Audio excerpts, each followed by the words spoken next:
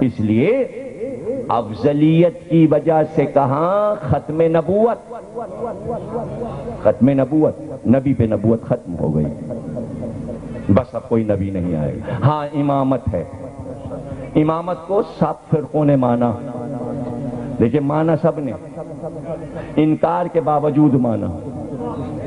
آپ کہیں گے دلیل کیا ہے کہ سب نے مانا؟ ماننے کی دلیل دوں؟ ارے امامت کو مانا نہیں تو پھر سب نے اپنے اپنے امام کیوں بنائے؟ ارے امامت کو مان رہے ہو جبھی تو بنا رہے ہو۔ امام ابو حنیفہ کہاں سے آ گئے؟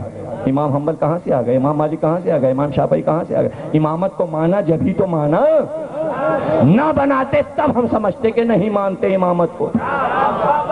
تو امامت کے عقیدے کو تو سب مانتے ہیں کہ نبوت کے بعد امامت ہے۔ جب سرکار نے کہہ دیا میرے بعد کوئی نبی نہیں آئے گا، تو اب قیامت تک محمد کی جگہ پر مصلی پر کوئی نماز نبی نہیں پڑھا سکتا۔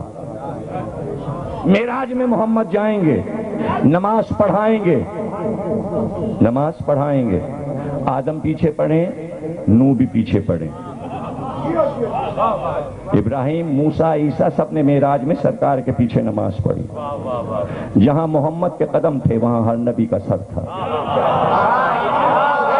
اب اس کے بعد اگر فارمولہ پلٹ جائے، ڈاکٹر اسرار نے کہا امام مہدی کے پروگرام میں کہ عیسیٰ نماز پڑھائیں گے، تو سامنے جو مولوی صاحب بیٹھے تھے لاہور والے آئے ہوئے تھے، مجھے ان کا نام نہیں یاد، انہوں نے کہا ختم نبوت زلزلے میں آ جائے گا کہ محمد کے بعد عیسیٰ نبوت کریں گے۔ کہاں ہے ختم نبوت؟ یہ انجمن کیوں بنی ہے ختم نبوت کی؟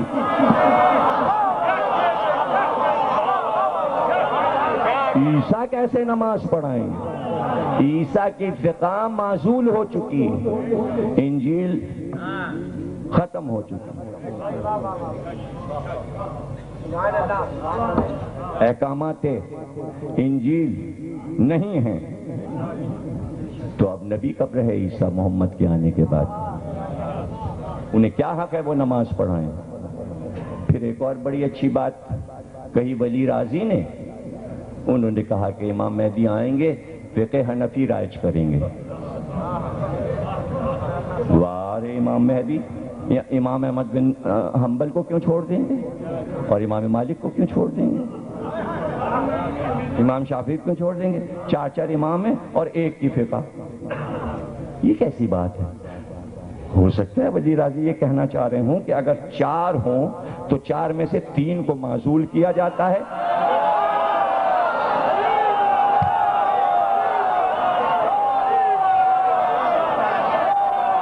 پھر اور کیا مطلب ہے بھائی؟ اور کیا مطلب؟ ہاں یہ کیسی، یہ تو دنیا کی کسی کتاب میں نہیں لکھا، اس لیے نہیں لکھا کہ امام مہدی کوئی فقہ رائج نہیں کریں گے، اس لیے کہ امام مہدی کے دور میں فقہ کی ضرورت نہیں پڑے گی۔ فقہ تو آپ نے اپنی ضرورت کے لیے بنا، جب قرآن ہے تو فقہ کی کیا ضرورت ہے؟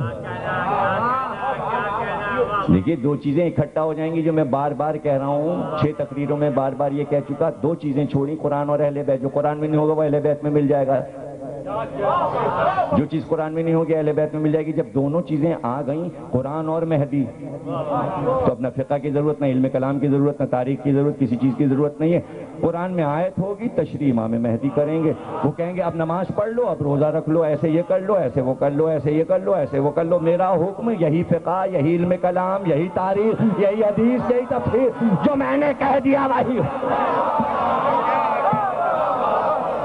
اتنی سی بات لوگوں کے سمجھ میں نہیں آتی، رہ گیا یہ مسئلہ کہ نماز، کہنے نہیں پہلی نماز، یہ بھی بہک رہے تھے لوگ، کہنے کہ پہلی نماز ظہر کی تو امام مہدی پڑھا دیں گے، اس کے بعد کی جتنی نمازیں ہیں پھر عیسیٰ پڑھائیں گے، امام مہدی پڑھیں گے۔ عجیب باتیں، یہ عجیب باتیں دیکھیے، یعنی اب اس پہ بھی حیرت ہوتی ہے کہ جتنی فقہیں رائج ہیں وہ بھی پوری نہیں پڑھی گئی۔ ابھی میں نے جنگ کے ایک انٹرویو میں یہ بات کہی، میں نے کہا دیکھیے روشن خیالی کا مطلب یہ ہے کہ جو حنبلی والا ہو وہ دیگر فقہیں پڑھے، جو حنفی والا ہو وہ دوسری فقہیں پڑھے، اپنی اپنی تو سب پڑھ چکے. تو میں نے کہا آپ میرا کتب خانہ آ کے دیکھیے، میرے یہاں سب سے زیادہ حنفی فقہ کی کتابیں، فتاوی عالمگیری بھی ہے، یہ بھی ہے، وہ بھی ہے، امام احمد بن حنبل کی بھی کتابیں ہیں، امام شافعی کی بھی کتابیں، اس لیے کہ میں پڑھتا وہی رہتا ہوں. اپنی والی تو مجھے سب یاد ہی ہے، میں وہ دیکھتا رہتا ہوں، وہ پڑھتا رہتا. تو ہر عالم کو فقہ جعفری بھی پڑھنی چاہیے، شیعہ تاریخ بھی پڑھنی چاہیے، معصومین کی تاریخ بھی پڑھنا چاہیے. اس سے نہ ڈریں. کیا میں نے ساری حنفی کتابیں رکھ لی تو کیا میں سنی ہو گیا؟ مذہب نہیں بدلا کرتا کوئی. دیکھیں مذہب بدلتا نہیں ہے، مذہب ماں کے پیٹ سے ہوتا ہے. بس جو اللہ نے بنا دیا، اگر مسلم پیدا ہو گیا تو مسلم ہے، اور اگر یہاں پہ رشتے نے لکھ دیا کافر تو کافر ہے. کچھ نہیں بدلتا. وہ تو جو ذوالفقار سے بچ گئے ہیں یا جنہیں مہدی کی ذوالفقار سے بچنا ہے، بس یہ سارے فارمولے ہیں، سب آپ کو معلوم ہے، کوئی چیز کی وضاحت نہیں کرنی ہے. تو مسئلہ سارا یہ ہے کہ کچھ بدلا نہیں کرتا، بلکہ روشن خیالی پیدا ہوتی ہے. عیسائیوں کی کتابیں پڑھیے، یہودیوں کی کتابیں پڑھیے، ہندوؤں کی کتابیں، مہابھارت، رامائن، سب کچھ پڑھیے، ساری چیزیں پڑھیے، تاکہ دشمن کا مقابلہ کر سکیے اور دوست کو دوست کہہ سکیے، بھائی کو بھائی کہہ سکیے. اس لیے کہ مزاج کو سمجھنا ہے. جب تک کہ ہر ایک کا علم آپ نہیں پڑھیں گے تو دوسروں کو بتائیں گے کیسے اور پڑھائیں گے کیسے؟ ہمارے ائمہ، اسی لیے ہم اس پر فارمولے پہ کیوں عمل کرتے ہیں؟ اس لیے کہ علی نے کہا، رسول نے کہا کہ اگر میں اپنے بعد مسند قضا پر علی کو بٹھا دوں تو علی سے بہتر فیصلہ کرنے والا کوئی نہیں. اس لیے کہ اگر یہودی آئے گا تو علی توریت سے فیصلہ کریں گے، عیسائی آئے گا تو انجیل سے فیصلہ کریں گے، صاحب زبور آئے گا تو زبور سے فیصلہ کریں گے، مسلم آئے گا تو قرآن سے فیصلہ کریں گے. سمجھے نا؟ جب یہ فارمولہ چلا اور جب اکبر نے قاضی نور اللہ شوستری کو بلایا ایران سے آگرے، تو کہا فیصلہ کیسے کریں گے؟ تو قاضی نور اللہ شوستری نے کہا کہ حنبلی آئے گا تو اس کا فیصلہ فقہ حنبل سے کروں گا، مالکی آئے گا تو اس کا فیصلہ فقہ مالک سے کروں گا، شافعی آئے گا تو فقہ شافعی سے فیصلہ کروں گا، حنفی آئے گا تو فقہ ابو حنیفہ سے فیصلہ کروں گا، جعفری آئے گا تو فقہ جعفریہ سے فیصلہ کروں گا. جو رسول نے علی کے لیے کہا تھا، اب تک وہی علی کے ماننے والے عالموں کے لیے بھی ہے. ہم غفلت میں نہیں ہیں، ایسا کہیں کسی کتاب میں نہیں لکھا. اب فقہ کے مسئلے ختم ہو جائیں گے، جھگڑے ختم کرنے امام مہدی آئیں گے. یا آپ یہ سمجھ رہے ہیں کہ امام مہدی آئیں گے تو متحدہ محاذ بھی بن جائے گا اور پیپلز پارٹی بھی بن جائے گی اور مسلم لیگ بھی بن جائے گی؟ ارے سب کے جھنڈے لپٹ جائیں گے، ایک بدر والا جھنڈا رہے گا. جب معصوم آ جاتا ہے تو مامون نے حکم دیا کہ بنی عباس کا کالا رنگ ختم کیا جائے اور آل محمد کا سبز رنگ ہے، اس لیے سب کے خلط سبز ہو جائیں اور پورے ملک میں سب جھنڈے لگا دیے جائیں. بنی امیہ کے جھنڈے اتار لیے جائیں، بنی عباس کے جھنڈے اتار لیے جائیں، اور سکے جتنے ٹیکسال میں سونے کے ڈھلیں سب پہ لکھا جائے لا الہ الا اللہ محمد رسول اللہ علی ولی اللہ. سکے تو میوزیم میں رکھے ہوئے تھے، امام ولی ہے، لکھا جا رہا ہے امام رضا ولی ہے، سکے پہ لکھا ہوا ہے. چاہنے والوں نے ان سکوں کو لیا تو پھر خرچ نہیں کیا، چھپا کے رکھ لیا، اس پہ ہمارے امام کا نام ہے، اور جب کوئی جاتا تو بازو پہ باندھ دیتے، اس لیے کہ وہ امام ضامن ہے، ان کی ضمانت میں دیا. اور ضمانت امام تو بات بات پہ ضمانت. شکاری ہرنی کو لے جائے، وہ شکوا کرے تو کہیں چھوڑ دو اسے، بچے کو دودھ پلا لے تو لے جانے. آپ کون ہیں؟ امام وقت، جو جانور کی زبان جانتا ہے.